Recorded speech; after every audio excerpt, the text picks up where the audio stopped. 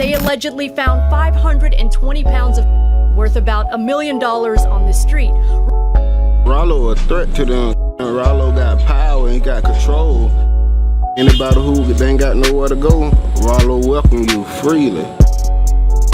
And I said, I'm gonna go give it to all the homeless people. So I made a rain at all the homeless shelters. Terrell Davis, also known as Ralo, an Atlanta rapper. Okay, yeah. You probably remember Ralo and his FamGoone movement, which the police call a gang, from out of Atlanta. Perhaps some of you remember him for reasons other than his songs, like his constant flashing of huge amounts of very real cash in his music videos and social media posts. An Atlanta rapper accused tonight of leading a gang that was allegedly caught trying to move nearly $2 million worth of pot through Metro Atlanta. Ralo's team tells me he's being targeted and is sitting in jail wrongfully accused. But a federal criminal complaint lays out how investigators allegedly connected Ralo to the operation. Also for the fact that he bought an entire apartment complex in one of Atlanta's worst neighborhoods, the Bluff, and refurbished it and opened it up for people to live in for free, which was a real thing that he did.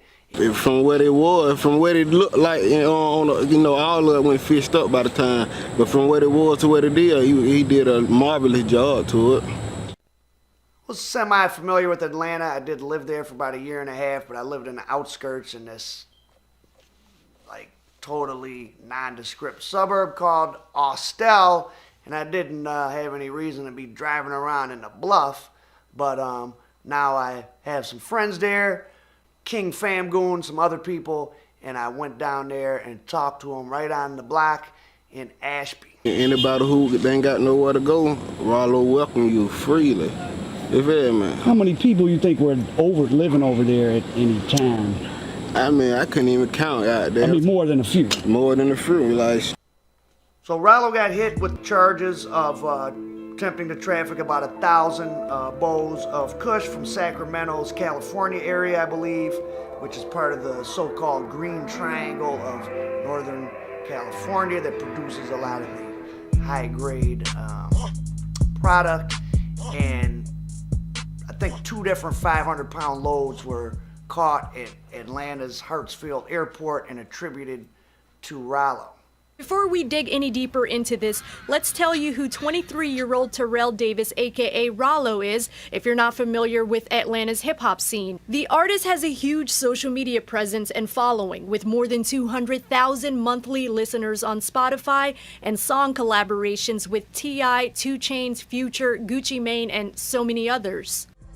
Now, Ralo has been in and out of jail. He has an extensive criminal record, but it's still just a weed case, and he should have bond, but he doesn't have bond because supposedly some notes were caught that he gave to his girlfriend, and the federal judge felt that he was still trying to pull strings from jail. So Ralo's been in since April of 2018 with no bond. Ralo's team came out a few months ago and said that he was offered a 5-year plea deal, but he turned it down because he would have had to implicate others in whatever it was or wasn't going on. To this past weekend, a complaint says a K-9 unit met Ralo's plane after it landed at PDK and found just under $1 million worth of.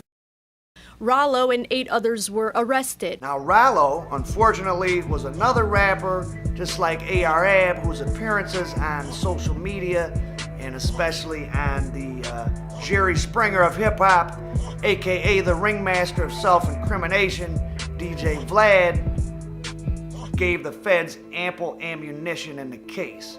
In fact, just this past week, the feds successfully got a judge to rule that Ralo's jewelry, valued at over $1 million, could be seized by them as the product of ill-gotten gains. It took all this time for them to get a judgment to do that.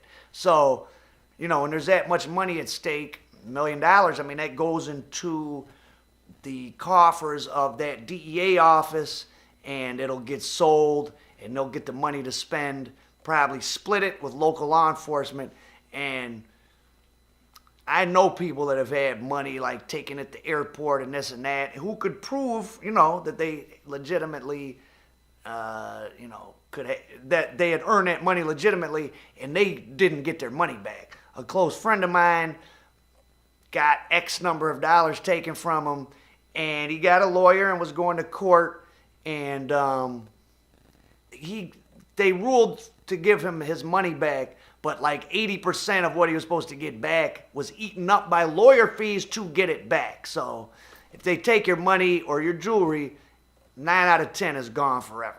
Now, despite all of his social media antics, Ralo also was presenting himself as a community leader, and I didn't know whether to take that as true or, like I said, a publicity stunt. But I found out Ralo's work in the Bluff, and his love for and from the people in Atlanta is real. Just about everybody had their chance to go stay in Pakistan. I had my opportunity to go stay in there when I first got out of prison. He came, open arms, come get a room, you know, nobody bother you. And my friend took me to check out Pakistan, which is the name of the apartment building he bought and fixed up. And she characterized it as being in the Muslim area of West Atlanta. And the Muslim area was a few blocks of the west side, and those streets were really well kept up compared to the rest of that Bluff area. So you're saying all of this is owned by Muslim? Mm-hmm. I live in the Muslim area, and I own by well, most of the houses and apartments. So this is kept up pretty well compared to the Pakistan building. It's nice. It's nicer than most of the buildings in that area. And even though Ralo's in jail, it's still functional. People still live there. And though it now has an armed guard and an intimidating sign, but I was able to get some footage over there. What's going on over at that complex that the feds probably boarded up or something?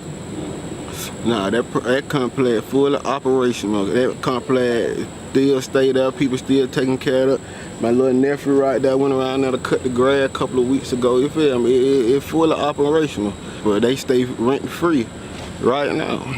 Ralo's a practicing Muslim, Sunni, I assume, and the Pakistan apartment buildings were the site of daily prayers, and there was I guess an imam and a religious leader associated with it, and seemed to be like a real functioning Muslim community, though then they were also putting stuff on social media with guns and stuff, but you know, guns are legal for the most part to have in Georgia as long as you don't have a felony, so I guess that doesn't I guess having a gun doesn't make you not be Muslim, just like it doesn't make you not be Christian. As we well know, there's a big crossover in America between the kind of people that are big gun rights advocates and people that claim to be followers of Jesus Christ. So. And now, criminal complaint alleges the rapper who's called this apartment complex in Atlanta home, a complex just raided yesterday, is the leader of a gang referred to as FamAmerica, a name Ralo regularly uses to refer to his music team. But according to the complaint, the investigation dates back to December, when investigators stopped 3 vans leaving Fulton County Airport. The case of Ralo FamGoone is obviously a cautionary tale for flaunting wealth that you can't account for. But as I found out about the real story of Ralo and FamAmerica and how rooted it still is on Atlanta's near west side, I thought about what the phrase "in the streets" really means. It literally means you're outside in the streets looking for something you don't have at home, or maybe you're even looking for a home. This is the philosophy I tell people. A lot of people say blood thicker than water. But I say water flow farther than blood. See me, my blood went thick goddamn growing up.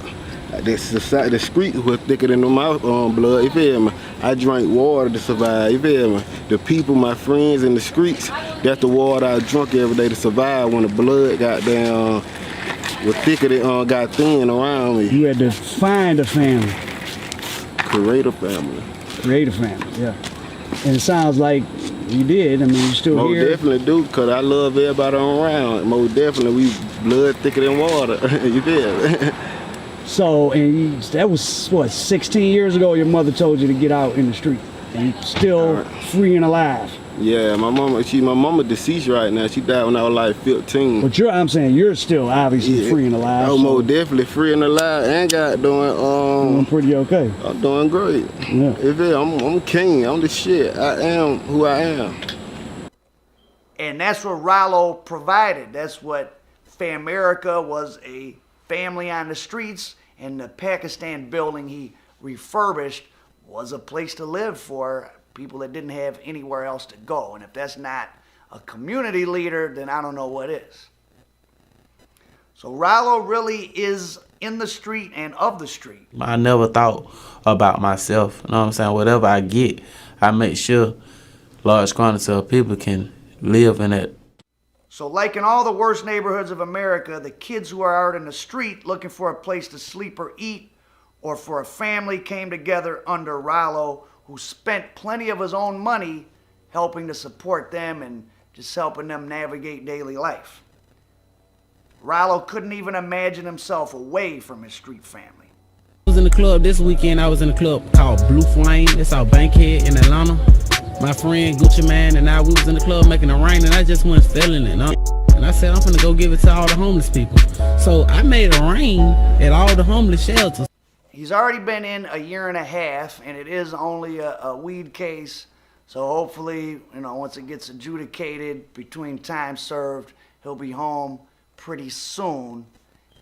And his friend King FamGoone just dropped a new video, and I was just reading an article about how a lot of social media influencers who are seeing their organic reach dwindle on Instagram, for example, are now doing something called sad fishing, where they pretend to be sad or depressed, and an analysis of those posts show that they get 7 to 8 times the engagement rate. So now you got fake depression on the internet, but mental health awareness is a real thing.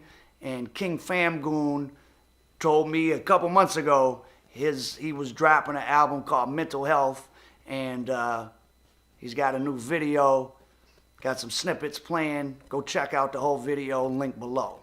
Free Ralo, American Dope.